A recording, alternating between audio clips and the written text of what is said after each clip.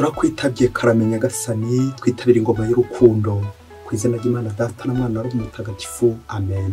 Amahoro bana b'Imana, ni muhumure, Imana iradukunda, ije kudukiza kuri uyu wa gatanu w'icyumweru cya 31 cy'umwaka bisanzwe, tariki 7 Ugushyingo 2025. Dore amasomo agiye kuduhuza n'ab'ijuru. Isomo rya mbere mu Europa mu Katifani cy'Abanyaroma, umutwe wa 5 umurongo wa 14 kugeza ku 21. Bavandimwe banjye, nzi neza ko namwe ubwanyu mwuje ingeso nziza, ko mwuzuye ubumenyi bwose, ko mushobora ubwanyu kujijurana. Nyamara hamwe na hamwe muri iyi baruwa hari aho nagiye mbandikira ku buryo bwubahutse nsa n'ubibutsa, kuko nahawe ingabire y'Imana yo kuba umugaragu wa Kristo mu mahanga, ngegurirwa umurimo w'inkuru nziza kugira ngo amahanga atagatifuzwe na Roho Mutagatifu, maze yakirweho ituro rinyuze Imana. Nicyo gituma nshobora kwirata muri Kristo Yezu ibyo nkorera Imana, kuko ntagira icyo niratana usibye icyo Kristo ubwe yankoresheje, ari mu magambo, ari mu bikorwa, mu bubasha bw'ibimenyetso n'ibitangaza, no mu bubasha bwa Roho, kugira ngo amahanga yumvire Imana. Bityo uhereye Yerusalemu ukazenguka ukagera muri Iliriya, nahakwije inkuru nziza ya Kristo. Nirinze ariko kuyamamaza ahandi handi usibye aho izina rya Nyagasani ritazwi, kugira ngo ntavaho nubaka mu kibanza cy'undi, kuko byanditswe ngo abatamumenyeshejwe bazamubona, n'abatamwumvise bazamumenya. Iryo ni ijambo ry'Imana. Zaburi ya 98, Uhoraho agaragaje gutsinda kwe mu maso y'amahanga. Ni muri ndirimbo ndirimbo nshya kuko akoze ibintu by'agatangaza, indyo ye ukuboko k'ubutagatifu byatumye atsinda. Uhoraho agaragaje gutsinda kwe, atangaza ubutabera bwo mu maso y'amahanga, yibutsa ubuntu bwe n'ubudahemuka bwe, agirira inzu ya Isiraheli. Imipaka yose y'isi yabonye gutsinda kw'Imana yacu. Nimusingize Uhoraho ku isi hose, nimuvuze impundu kandi muririmbe. Uhoraho yagaragaje gutsinda kwe mu maso y'amahanga. Nyagasani Yezu nabane namwe. Amagambo y'Evanjili ntagatifu ko yanditswe na Luka, umutwe wa 16 umurongo wa 1 kugeza ku wa 8. Muri icyo gihe Yezu akomeza kubwira abigishwa bati, habayeho umuntu w'umukungu wari ufite umunyabintu yashinze ibintu bye, maze bamuregaho ko abipfusha ubusa. Aramuhamagaza aramubwira ati, ibyo numva bakuvugaho ni ibiki? Murikira ibyanjye, kuko kuva ubu utazongera kumbera mu bintu. Nuko umunyabintu aribaza ati, nzabigenza nte ko databuja ankuye mu bintu bye? Guhinga sinabishobora, gusabiriza binteye isoni. Mbonye uko nzabigenza kugira ngo nimara kuva mu bintu bye nzabone abanyakiri wabo. Nuko ahamagaza abari mu myenda ya shebuja bose umwe, maze ahera ku wa mbere aramubaza ati, databuja umufitiye umwenda ungana iki? Undi aramusubiza ati, ibindi 100 by'amavuta y'imizeti. Umunyabintu aramubwira ati, akira urupapuro rwawe wicare wandikeho vuba ko ari 50. Hanyuma abaza undi ati, wowe se uri mu mwenda ki? Aramusubiza ati, imifuka 100 y'ingano. Aramubwira ati, akira urupapuro rwawe wandikeho ko ari 80. Nuko shebuja atangarira umugaragu w'umuhemu, kuko yamenye kwiteganyiriza. Koko abana b'isi mu mibanire yabo barusha ubwenge abana b'urumuri. Iyo ni Evanjili ntagatifu. Bayoboke b'Imana, nimugire amahoro. Aha tugeze ni kuri buri munsi. Fungura buri munsi, ufungure buri munsi, ufungura abandi buri munsi, ijambo ry'Imana buri munsi, ineza y'Imana buri munsi. Buri munsi ugendere mu rumuri rw'Imana, buri munsi ugendere mu mucyo w'Imana, bityo ukore neza icyo Imana ishaka buri munsi. Buri munsi Nyagasani adusaba gutera indi ntambwe, kuko akenshi nta miseke igoroye turimo. Buri wese aba ari umunyabyaha, turi abanyabyaha, ariko icyo dukeneye ni imbabazi z'Imana, kwisubiraho, kwikosora. Yamvuga Ikinyarwanda igira iti, ubwa witusubiraho ubyara ubuga. Nanjye nawe rero nta kindi dukeneye usibye kwisubiraho mu buzima bwacu bwa buri munsi. Nyagasani n'umunsi aradushyira imbere umutungo. Ese wowe igeze imbere y'umutungo ubigenza ute? Umwitozo ukomeye cyane mu gucunga umutungo, nawe nanjye twakora ngo ikizakubwira kuri inyangamugayo mu gucunga umutungo, nuko bazagushyira imbere amafaranga atabaze. Bakaguha amafaranga atabaze, icyuma cy'amafaranga atabaze, ngo nubasha kutagira ayo ukoramo ngo yashyire imbere y'ishati yawe, hanyuma uzasige cya cyumba kirangaye, uzamenye ko uri inyangamugayo imbere y'amafaranga. La transparence.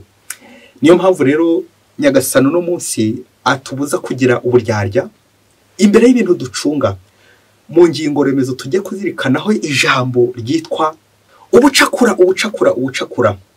Akenshi abahanga bavuga ko ubucakura atari uburyarya gusa, ahubwo haba hivanzemo ubugambanyi, ububeshyi, indiri z'ibyaha byinshi, gucariranya, kubeshya, amanyanga, ruswa n'ibindi byinshi cyane bipakiyemo ubucakura.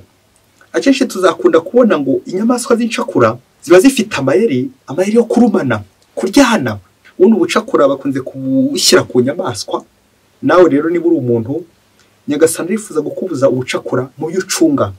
Ucunga ute ibintu Nyagasani yaguhaye? Twongere twibutse bwa buryo butatu bwo gucunga. Gestion no gucunga ibintu, gucunga amafaranga ndetse no gucunga abantu. Ngo ariko muri ubwo buryo bwose ubukomeye no gucunga abantu.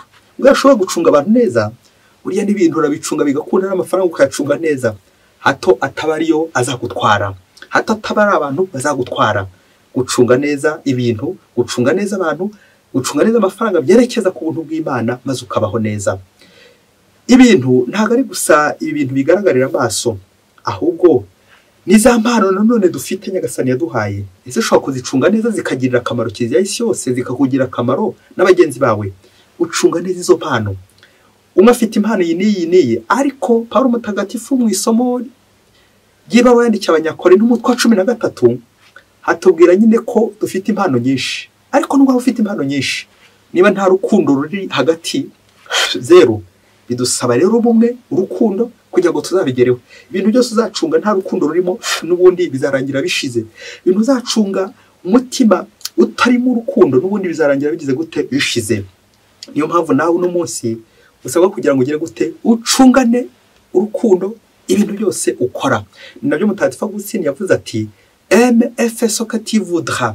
Ngo kunda maze ukora icyo ushaka, kunda maze usabe icyo ushaka, kunda maze ukire. Ntabwo ushobora gukira nta rukundo rurimo. Pawulo Mutagatifu aributsa Abanyaroma uburyo bakataje mu gukora icyiza mu ngeso nziza, bityo akabona ko bishishikariza kurushaho kwamamaza Kristo, kwiratana Kristo twamamaza, kuko niwe nyine uzaduha gutsinda.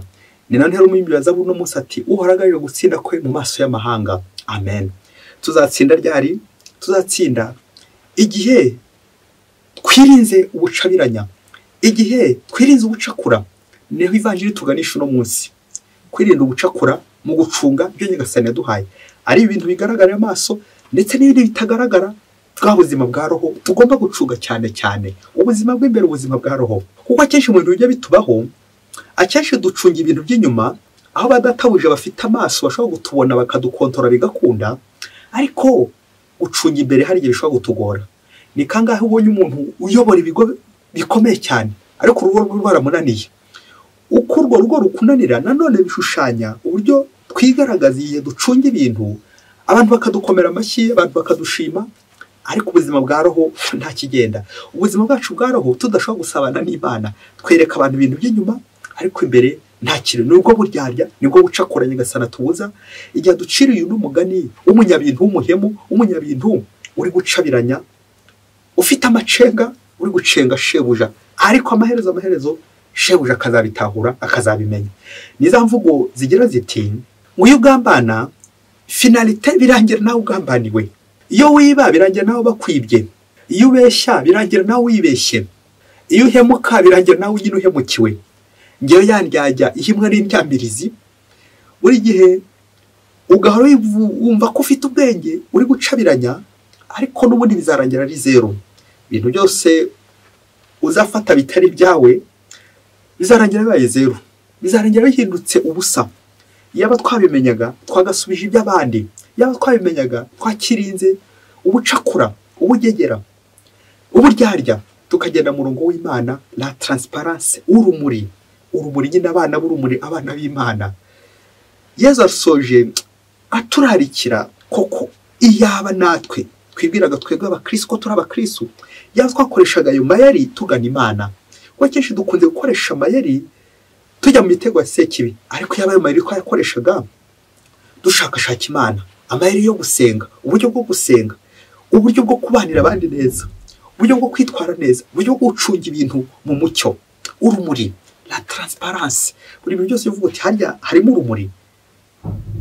urumuri mu gucunga ibyo Nyagasani yadushinze, kuko mu gihe utazashyiramo urumuri bizangira uri kubeshya ukiba, ariko bikarangira ari wowe wibye, ari wowe wibeshye, ari wowe wihekuye, uraheka ugahekura abandi, ariko bikaza kurangira bikugarutseho ubwawe.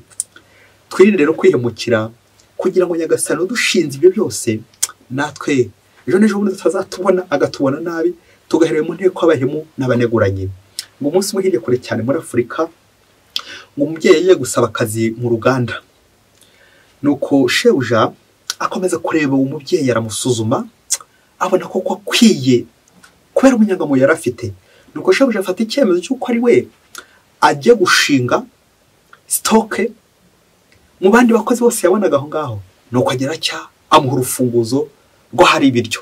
Ubundi iyo baguha urufunguzo rwo hari ibiryo baba bakubwiye bati fungura, ufungure kandi ufungurire n'abandi. Ariko icyinshi dukoze kubicurika, tugafungura twarangiza icyumba tukagisiga kigize gute, gifunze cyangwa kirangaye, tukigendera ntituzongere kugaragara.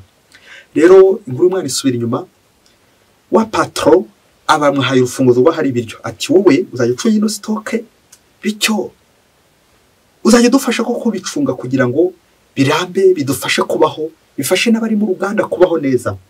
Nuko umubyeyi bamaze kumugira icyizere, bya bindi by'uko ubwiza bw'umukobwa bumugeze ibwami, ariko ubwenge bwe bukazatuma atindayo. Nuko wa mukobwa nako wa mugore nako wa mubyeyi agize icyo afungura rwa rugi, afungura cya cyumba, agiye kubona huzuyemo sitoke y'ibiribwa byinshi cyane, y'imiceri, ibishyimbo, kawunga, ibiryo by'ubwoko bwose biri aho ngaho, amavuta n'ibindi byinshi cyane. Nuko aravuga ati ariko koko iwanjye ngura ku biro, koko ibiryo birunze aha ngaha, ubu nzongere njye mpima ku biro, ngura ku biro, n'inzara ikanyicira mu rugo kandi ibiryo birunze aha ngaha. Nuko afata icyemezo cyera kabaye, aricara yibaza ukuntu yazajya akuramo umufuka shebuja ntabimenye. Akora imibare, aza gusanga uburyo bworoshye, kubera ko icyumba cyari gifatanye na sitoke, gifatanye na cya cyumba kirimo ibiryo, rwa rufunguzo afitiye ibiryo cyari gifatanye n'ubundi icyumba cya shebuja. Afata icyemezo ko azabisahura nijoro mu gihe shebuja asinziriye, kugira ngo rero atazakanguka, kugira ngo ahita afungura bimenye ko azacurisha urufunguzo w'icyumba cya shebuja aho akingura ajya muri sitoke, hanyuma yahafunga, akaba ari nyine ugira urufunguzo akarucurisha, izindi bishoboke ko yashobora kuzita. Nuko biba bityo, rwa rufunguzo ararucurisha. Amaze kurucurisha, muri iryo joro afata imifuka, ha muceri, ha bishyimbo, ha bigori n'ibindi byinshi cyane, arapakira. Nuko ngo agiye gusohoka, yari yasize anakinze nyine. Nuko agiye gusohoka muri iryo joro, fora uko byagenze, wagiye gusohoka amaze kubyikorera byose, ageze hanze biza kurangira hafunze, asanze hafunze, ngo kubera ko urufunguzo rwafunguraga porutayi igipangu ni shebuja gusa wari urufite, niho kinguraga abakozi bakoragamo gusa. Hagati aho akomeza kwibaza uburyo aza gusohoka, akabyibazaho, anako buri gucya, bishatse kuvuga bagiye kumubona, bagiye kumufata. Uko yakingiranye shebuja yajya gushaka urufunguzo kugira ngo akingure arebe abantu bari kumwiba, urufunguzo akarubura rugana muri ya sitoke. Fora uko biza kugenda, ko uyu mukozi yasize akingiranye shebuja, nawe yagera ku rugi rwa porutayi aho shebuja afitiye urufunguzo, akabura uburyo yasohoka. Bishoboke ko yari afite abamutwaje, nabo baraho muri icyo gipangu nyine barafungiranye. Ibyo ntuze guhita ubimbaza, yakomeje kurwana ko asohoka. Bishoboke ko bwarinze bumukeraho, niba baramufashe ntuze guhita ubimbaza. Uko shebuja ari kurwana no gusohoka, nawe ari kurwana nuko yasohoka igipangu, kugira ngo tware bya bintu byose yari amaze gusahura. Sinshaka kukubwira uko byarangiye, ahubwo ndagusaba gukomeza utekereze kuri umwitozo. Iyo foto ufatiwe mu cyuho bikagaragara urufunguzo wacurishije, kandi warahawe urufunguzo rwo hari ibiryo, baguha urufunguzo rwo hari ibiryo, none wowe ntabwo wanyuzwe, barakwizeye, none icyizere ukikuyeho. Ndagusaba gukomeza ukora umubare uko uyu mukozi aza gusohoka, araza gusohoka ameze ate? Yumvikana aza gusohoka yasebye. Bayoboke b'Imana, Yezu Kristo akuzwe. Reka dusoreze ku kintu gikomeye cyane cyitwa ubuzima bw'imbere. Akenshi dukunze kubaho neza inyuma, bagatwizera, abakuru bagatwizera, bakagenda ibyo badushinga. Ariko uze kwibaza uno munsi uti, harya patron wanjye databuja aramutse amenye ko njya muca inyuma, njya mwiba, njya mugavura, aramutse akuruye aya mafoto ko njya muhemukira bigeze aha ngaha nkamusahura, aramutse amenye ko nacurishije urufunguzo kandi we yarangize akampa urufunguzo rwo hari ibiryo, yabigenza ate? Urufunguzo cya kabiri rwerekeza kuri puissance, ububasha duhabwa. Nyagasani yaguhaye ubutegetsi aha ngaha, aguha ubuyobozi aha ngaha, aguha kuba shefu aha ngaha, ariko icyawe warasandaje, icyawe warasesaguye, icyawe uri kure y'Imana, icyawe yihenduye kuri shobuja. Uko ukoresha ubwo bubasha nabi, amaherezo bizabaza shobuja. Akenshi dukora neza ibikorwa by'Imana dushimisha abadatabuja, ariko imbere niko bimeze. Ibaze nanjye nibaze, hari ikintu kigiye kiba ku isi nawe gishobora kuba cyarakubaho muri sosiyete turimo, mu gihugu urimo, mu karere urimo, ahantu ukorera, wajya kubona ukabona wa muntu witwaraga nabi cyane, wa muntu wivuruguta mu ngeso mbi, niyo bagize shefu. Uko abandi bakifata ku gahanga ati koko ibi koko badatabuja bakoze bari kubyumva. Ni uko kugira ngo wa muntu yisubireho, ahubwo akagenda asubizamo nyamwongera kibi, nyakibi nyine akagenda asubizamo. Barakwizeye, bazi ko uri umuntu w'Imana, intungane, ari wowe uri gukanyakanya, ariko birashoboka ko batari kukubona. Nuko nawe ahubwo aho kugira ngo noneho wisubireho, ukajya kongeza umunyu, ya ntama iryoha yagera ku gisembe ikongeza umunyu, nawe ukongeza umunyu, ugakomeza muri ya mafuti, wagira ngo noneho baguhaye urufunguzo rw'ikuzimu, ugatangira ukiba, ugatangira ugasahura, ugatangira mu ngeso zose izishoboka n'izidashoboka. Koko shobuja namenye ko yari yarakwizeye, none ukaba uri kumutamaza, uri gukora nabi, bizagenda bite? Dusabire abo bose Nyagasani agirira icyizere kwebwe nawe urimo, nuko azi ko byibuze ashaka kudukosora, ashaka ko twagendera mu kuri, kaza kurangira tumutamaje, tubayeho mu buryarya, ubucakura, igisobi n'ibindi byinshi cyane bitamunyura. Yego Nyagasani ntabwo adutora ko turi beza, ahubwo adutora kugira ngo duhindure beza. Ntabwo Nyagasani adukunda kuko turi beza, ahubwo tuba beza kuko Nyagasani adukunda. Icyo cyizere cya Nyagasani, mubyeyi, Nyagasani yarakwizeye, hasigaye ko nawe ugerageza ukamwereka ko yakwizeye, ntumutamaze. Dusaba inema yo kugororoshya Nyagasani, kwikosora mu gihe abandi batarabibona.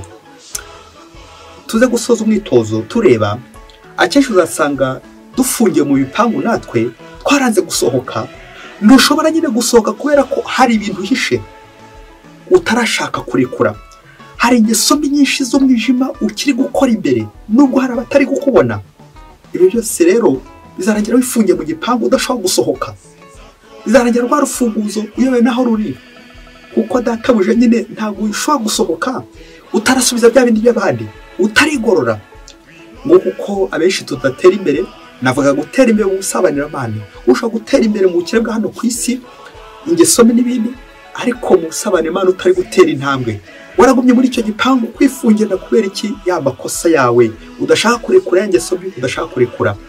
Nyagasani adufashe kugira ngo tugire umutima mwiza wo kwigorora nawe buri munsi, tugende neza mu nzira ze, mu kuri, ubudahemuka, tube inyangamugayo buri munsi mu byo yadushinze. Mwese Imana ibahe umugisha. Imana Data na Mwana na Roho Mutagatifu. Amen. Padiri Masomo Silas wa Diyosezi ya Cyangugu.